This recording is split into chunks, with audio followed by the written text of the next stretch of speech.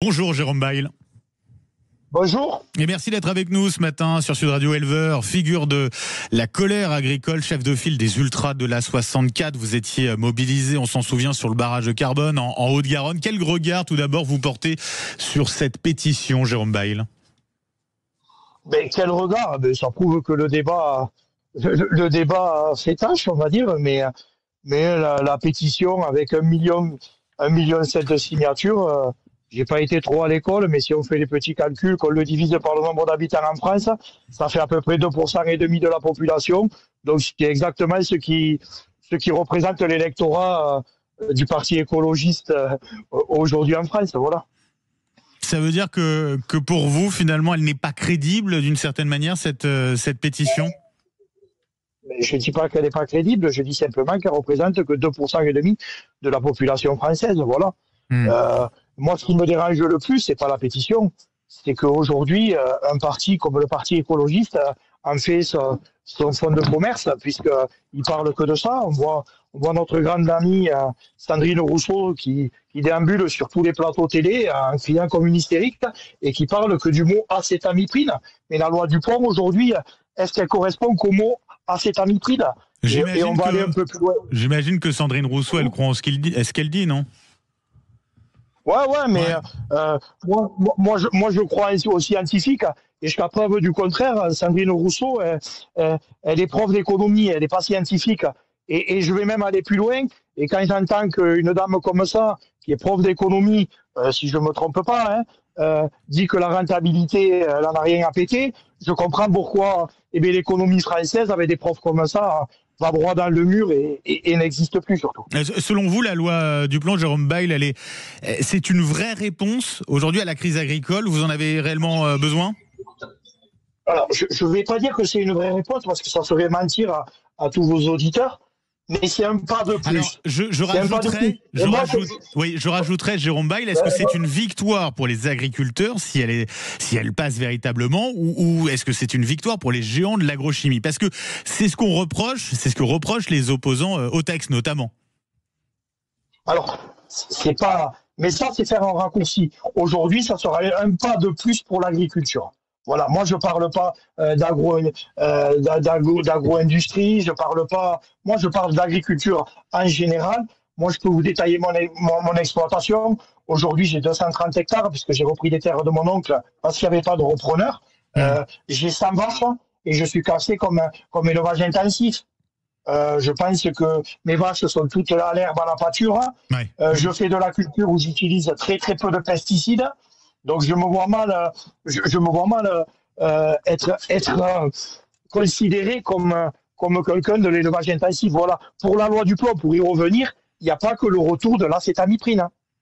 Moi, je vais vous dire ce qui dérange le plus aujourd'hui le Parti écologiste, c'est que dans la loi Dupont, il y a marqué que l'agriculture devenait un intérêt majeur de la nation.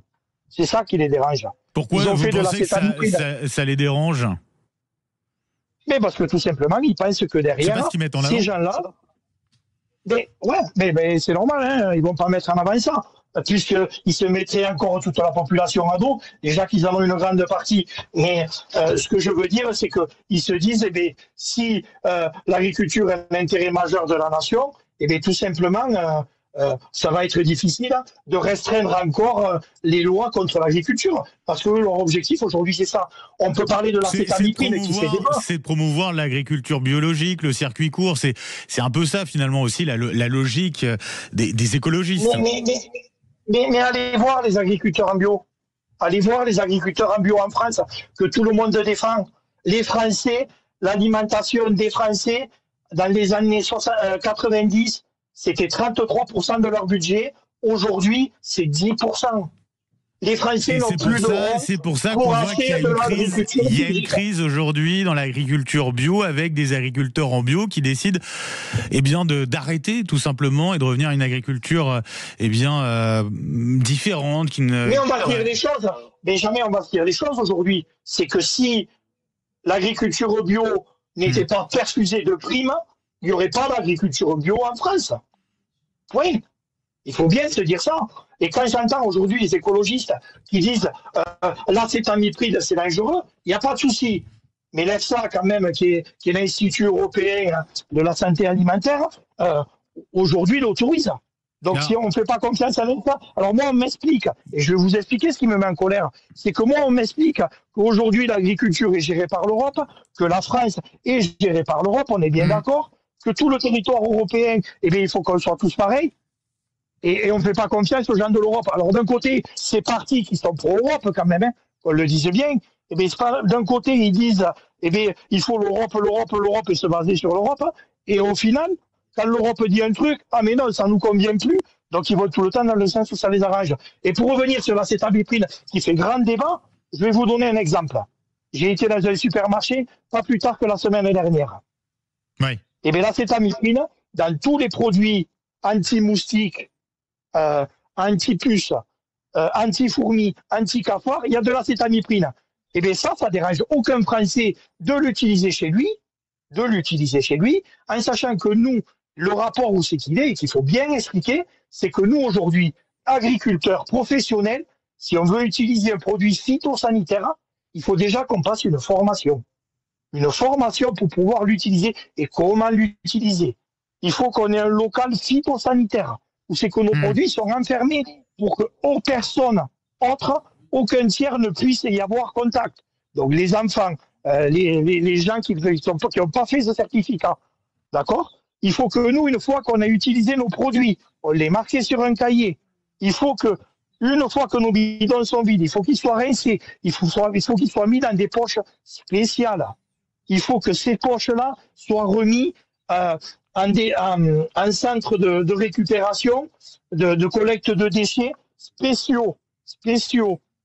D'accord ? Pour que tout soit traité. Mais aujourd'hui, quand les Français... Toxicité sur les abeilles. Alors, toxicité sur les... Attends, je finis juste mon exemple quand même. Bien sûr. Aujourd'hui, monsieur tout le monde peut aller au supermarché, peut acheter des produits, des répulsifs anti-puces, peut l'utiliser, peut le laisser dans sa maison, où c'est que son gamin peut le prendre, s'amuser avec, boire et en faire ce qu'il en veut, parce qu'on ne surveille toujours pas tout. Et une fois que le flacon est vide, on peut le mettre dans n'importe quel conteneur. Ça va être passé en déchetterie. Alors, il faut arrêter. Il faut arrêter, à nous, agriculteurs, de nous demander d'être tout le temps plus blanc que blanc, en sachant que aujourd'hui, monsieur tout le monde utilise de l'acétamiprine dans sa maison.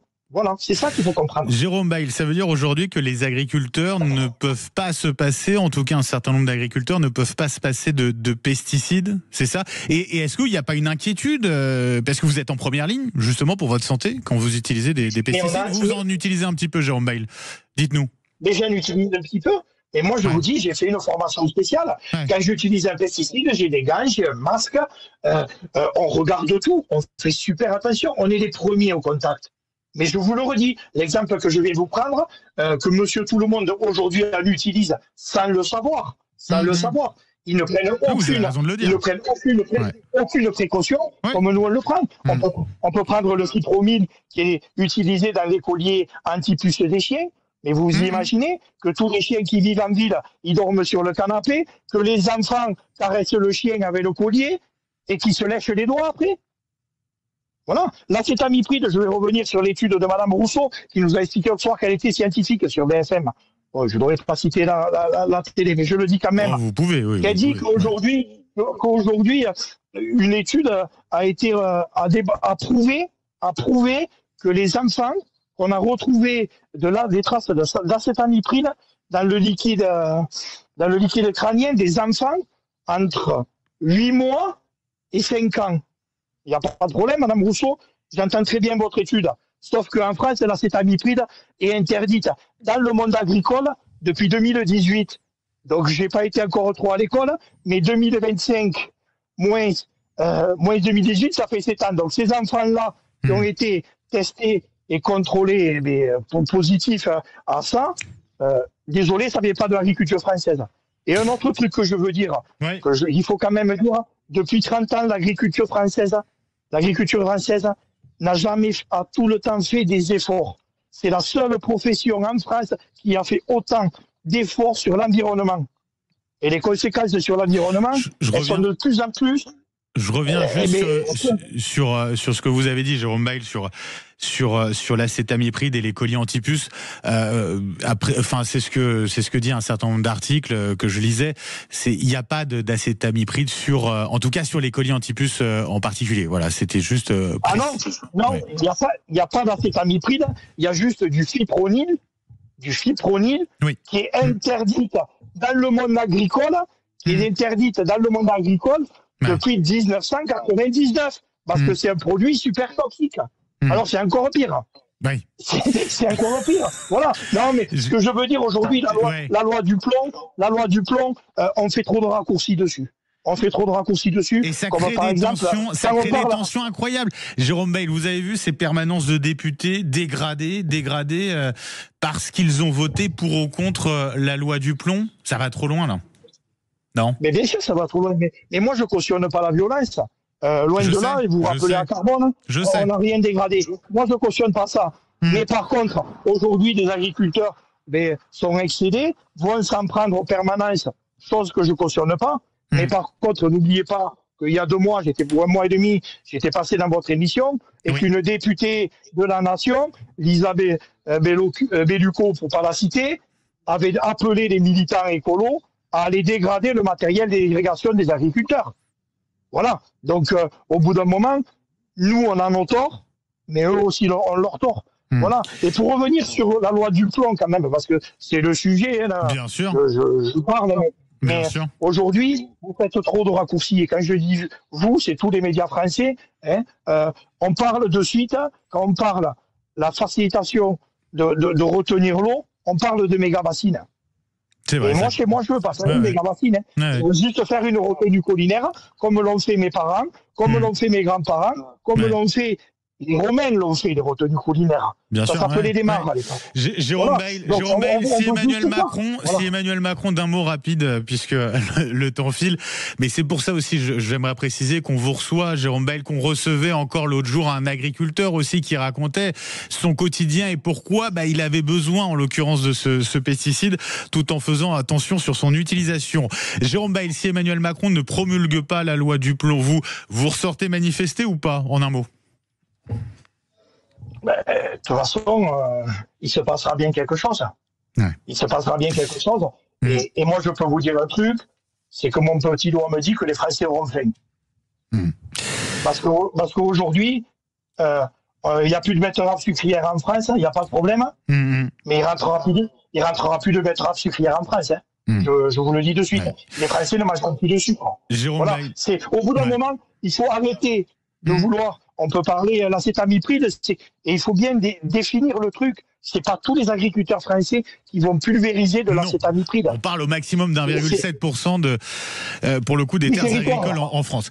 Jérôme Bail, merci d'avoir été avec nous ce matin sur Sud Radio. On aura l'occasion de vous avoir une nouvelle fois à suivre, bien sûr, sur cette loi du plomb. Passez une belle journée, Jérôme. Je rappelle éleveur, figure de cette colère agricole, l'an dernier chef de file des Ultras de la 64. Vous étiez mobilisé, on s'en souvient, sur le barrage de Carbone, Haute-Garonne.